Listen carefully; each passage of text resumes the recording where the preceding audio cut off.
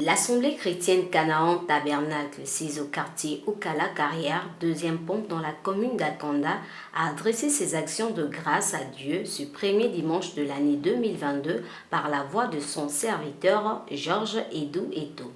Ce culte consistait non seulement à être reconnaissant envers Dieu pour avoir exaucé des prières durant l'année précédente, mais aussi à célébrer sa magnificence vu les multiples bénédictions que l'Église a obtenues après avoir passé 40 jours de jeûne sous la demande divine.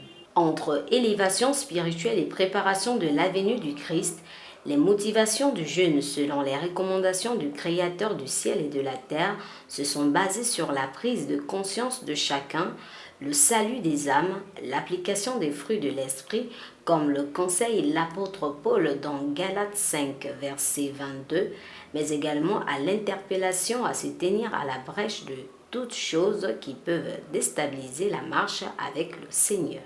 Alors, je tiens d'abord à vous remercier pour cette opportunité que vous m'accordez encore aujourd'hui de pouvoir parler au peuple de Dieu qui vont nous suivre à travers cette interview.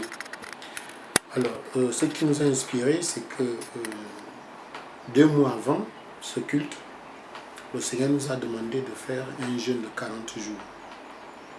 Et quand il nous a demandé de faire le jeûne de 40 jours, nous devrions terminer, clôturer ce jeûne-là le 30. Alors, une semaine avant, il m'a donné une révélation pour parler de l'eau du rocher. C'est-à-dire qu'il fallait parler un peu de l'eau du rocher, il fallait parler de ce qu'est le rocher et qu'est-ce que ce rocher représentait. Et qu'à travers cette eau du rocher, il devait avoir aussi certaines choses de guérison, des miracles qui devaient se produire par rapport à cela.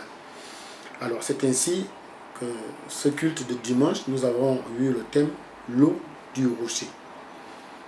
Alors, quand nous regardons dans Exode 17, quand Dieu demande à Moïse d'aller frapper le rocher, l'Éternel lui dit que lui il se tiendra sur le rocher qu'on appelait le rocher d'Horeb, et qu'à l'époque, Moïse était sorti avec le peuple d'Israël. Ils sont sortis d'Égypte, ils ont commencé à marcher dans le désert, et à un moment donné, les vivres qu'ils avaient amenés, de l'eau qu'ils avaient amenée était finie. Et il fallait maintenant trouver un endroit pour boire de l'eau. Mais, étant donné qu'il y avait un désert, il n'y avait pas possibilité de trouver de l'eau, ni de creuser un puits pour avoir de l'eau. Et c'est comme ça que Dieu dit à Moïse d'aller devant ce rocher et de frapper le rocher pour que le rocher puisse faire sortir de l'eau. Et quand Moïse, devant le peuple, a frappé le rocher et les anciens, alors l'eau est sortie, le peuple s'est abreuvé.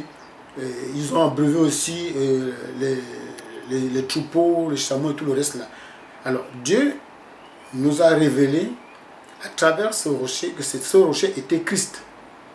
Et que quand on a frappé Christ, nous dit le prophète Branham, on a frappé Christ, alors Christ a libéré la vie. C'est-à-dire, à un moment donné, le peuple murmurait contre Moïse et contre Dieu.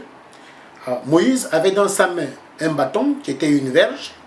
Alors cette verge-là, au lieu d'aller frapper le peuple qui murmurait, le peuple qui se comportait mal, il a plutôt pris la verge et frappé Christ. Ça veut dire que le jugement s'est porté Christ. Et c'est là où ça nous ramène maintenant dans Ésaïe 53, ce qui a reconnu la main de Dieu qui a frappé son fils. C'est-à-dire la sentence qui devait tomber sur nous est tombée sur son fils. C'est-à-dire c'est Dieu lui-même qui frappe son fils pour que nous puissions avoir la vie. Alors, l'eau qui est sortie là, ça a donné la vie, parce que l'eau typifie la vie, ça typifie le Saint-Esprit, etc., etc. Donc, au lieu que Dieu juge le peuple, il a plutôt jugé son fils, et nous avons bénéficié de la vie qui est sortie de ce Christ, et c'est cette vie maintenant qui est en nous, qui nous accompagne, qui fait en sorte que nous puissions vivre. Donc c'est un peu, en gros, ce que ça représentait, le culte. C'est-à-dire que tout ce que nous faisons, c'est grâce à culte, et c'est grâce à Christ, et c'est par lui que nous vivons.